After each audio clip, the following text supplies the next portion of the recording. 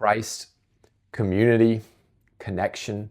We're wired for these things. We want them naturally. But the problem is that we live in a consumeristic and individualistic society that often just focuses on digesting information. And so what happens with faith is that we can stream or look up our favorite sermon clips or our favorite sermons by our favorite speakers, and we can slowly begin to develop this relationship with Jesus through His Word and by reading our Bibles and through these social outputs, which aren't really social or community oriented in any way.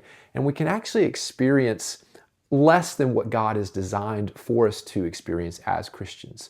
Ultimately, the goal is for us to know God and to walk in relationship. But part of that, part of the way that is experienced is by knowing God's people and living in community with God's people.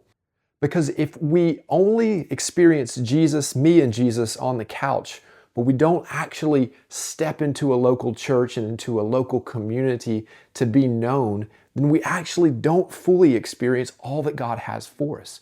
So much of how we are shaped and how we learn and grow is within the context of the church, within the context of community and relationships and people. We get to see how people around us love God and love Him wholeheartedly.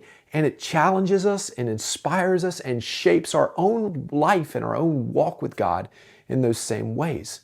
And so the call for all of us would be to step out of being anonymous and maybe not going to a church gathering or worship service, or just going into the back and sort of showing up, consuming, and then leaving and not knowing anyone, and find a local church, find a local community and place where you can be known, but you can also know others. And God will begin to work through that. See, you can't actually carry out so many of the teachings of the Bible. You can't bear one another's burdens.